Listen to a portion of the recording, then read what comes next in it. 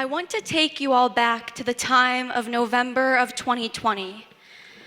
My sister and I are having one of our nightly sit on Hannah's cold bedroom floor while thinking out loud sessions and discussing all of the minute details of the world that we had failed to notice before being locked in our rooms for what seemed like all of eternity. Although it was not all bad, that night we came to one of our finest literary conclusions.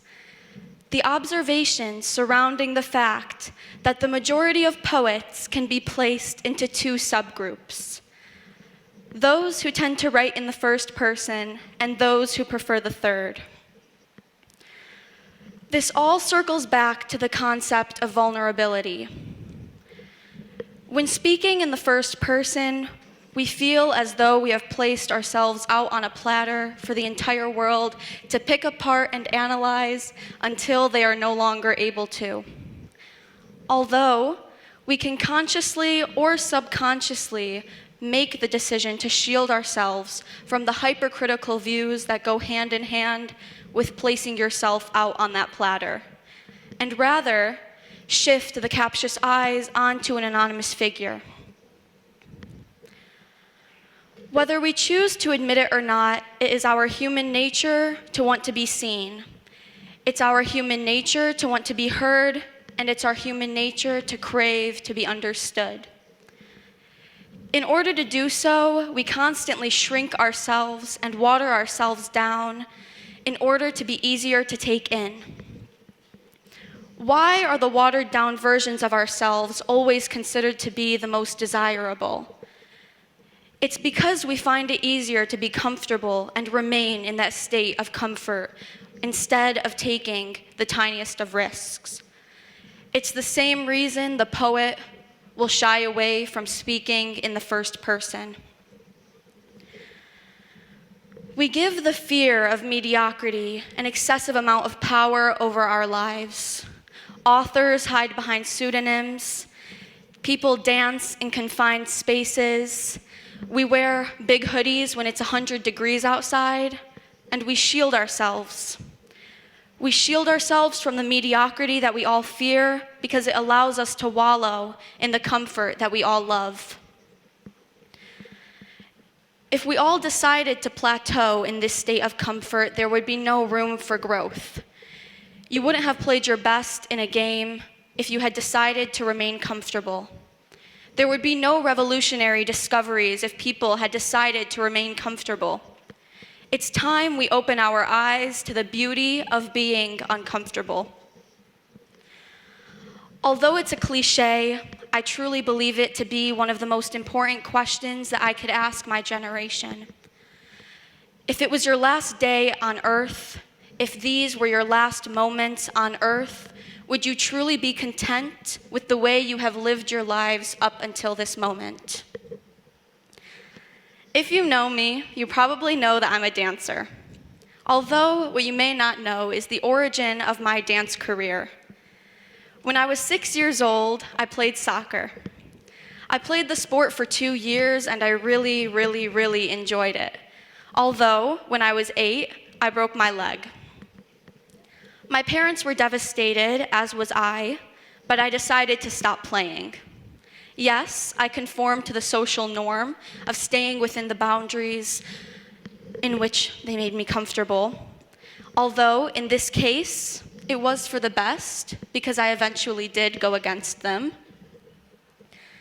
A year went by, and I only focused on school and instruments, until one day my parents decided to force me into the new sport that I would be doing for the rest of my life: dance. They figured it would just be something to keep me busy, but what they failed to imagine was the impact that it would have on me in these upcoming years. Let's go back 6 years into my life.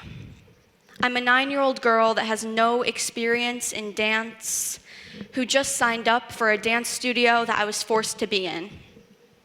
I opened the door of my first class, and I almost burst out into laughter.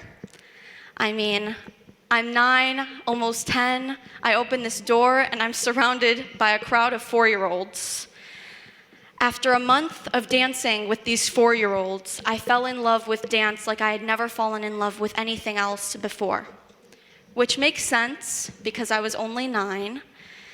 But after getting shown up by these borderline infants for a few months, I decided to start devoting all of my time to getting better at this sport.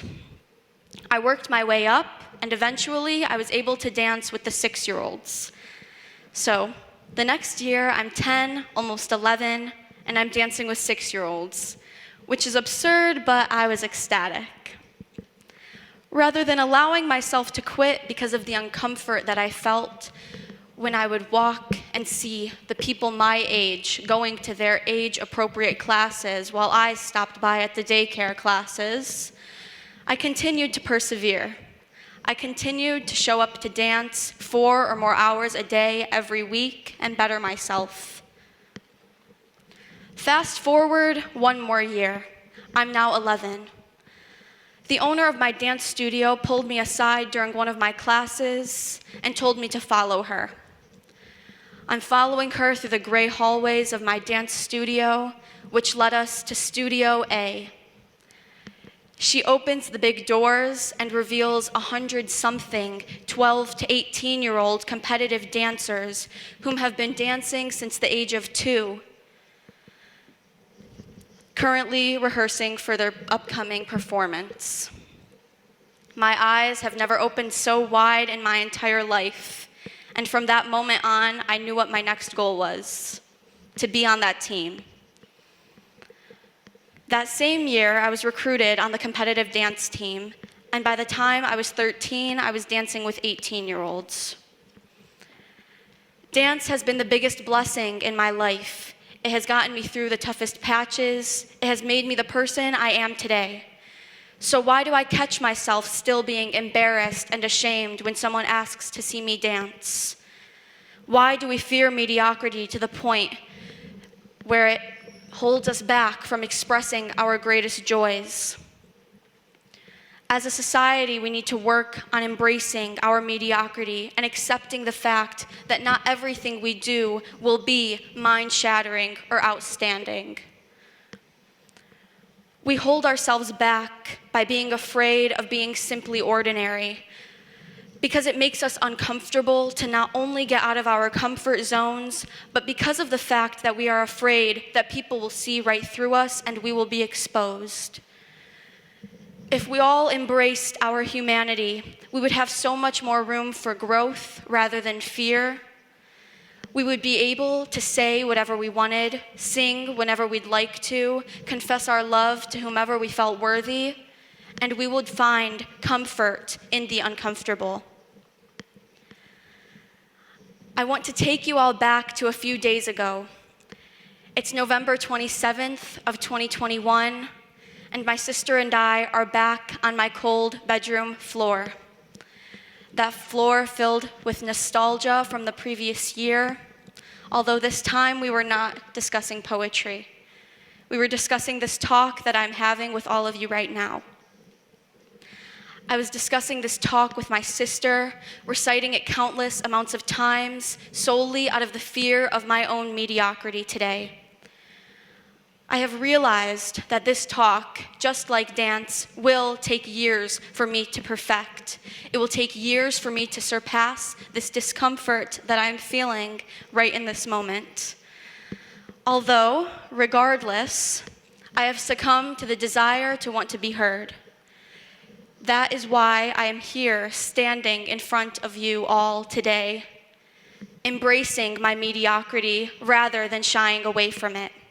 Thank you.